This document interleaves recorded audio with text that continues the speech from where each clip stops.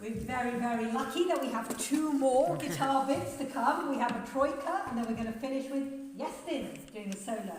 But before that, I'm just going to say literally a very few words. So don't be like, oh my goodness, we've been sat here for 1 hour and a half, now she's going to do a sermon. I promise I'm not, okay? Just a very, very quick message. So, has anyone here got a brother? Hands up if you've got a brother. Big smile now, those are our brothers. Excellent. Yes, and some of us unfortunately have lost a brother this year, so it's a hard question, I know, for at least one person here. I haven't got a brother. I always wanted one. But when my mum was going to have a baby, I said, Mum, make sure it's a boy. You know what? It's a girl. Now, that's okay, because since then, nearly 50 years ago, I love my sister very much, but let's just pretend, okay, for 1 minute that I have a brother. Let's call him Joshua, like your brother.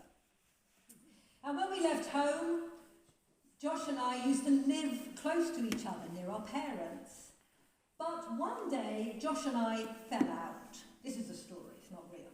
One day, Josh and I fell out. Let's say because our mum died. And sometimes when our parents die and we have issues with wills and money, people fall out, don't they? It's quite common. So let's say Josh and I fell out. He was my brother, but what do you get if you take out R from brother? Bother. And I gather that in Wales you say you don't bother with people. So Josh and I didn't bother with each other after that. In fact, I moved away. I moved to Church Village, to number 6 in Iron Bevan Drive. We were polite. We exchanged cards at Christmas. We sent a hamper. But that's it. Now, my brother Joshua wasn't happy with that. And nor was my dad. And over the years, they kept trying to get me to bother with them. One year, they invited me to their house. But that was too scary. I couldn't go. Have you ever had that experience when you haven't been getting on well with someone for years? The longer you leave it, the harder it is to sort it out. So I didn't go. I sent an excuse. And then my brother Joshua arranged for us to meet in a cafe halfway between his house and my house. And I didn't go. I couldn't face it. But what I didn't know was that this Christmas, my brother Josh and my dad, unbeknownst to me, decided this was the year they were really going to sort it out. And so Josh went on the web and had a look and found that the house next door to us, number 7, an Iron Bevan Drive, was for sale. And so Josh bought it without telling me. And he moved in next door to my house. And on Christmas Day, I saw we had new neighbours, and I thought, I'll go and say hello. I hope they're as nice as Mark and Joe, who used to live there beforehand.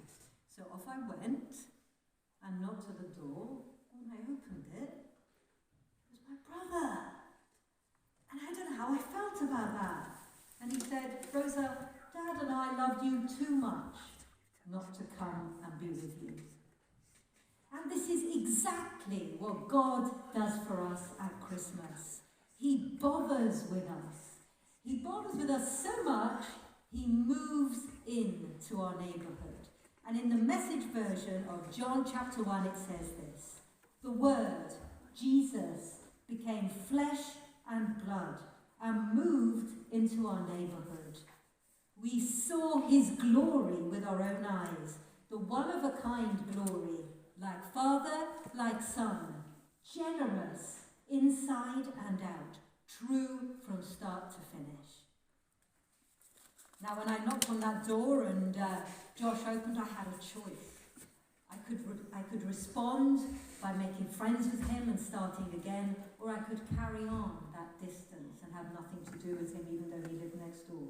That was my choice. It's only a story, so you can make your own minds up about how that story ends. But you and I each have that choice for Jesus, because he's moved into our neighbourhood. God loves us so much. He's moved to be close to me and you. And we have a choice whether we respond to him or not. So I'll leave you with that thought, and most particularly I want to leave you with the thought that God loves you so much that he's moved into your neighbourhood.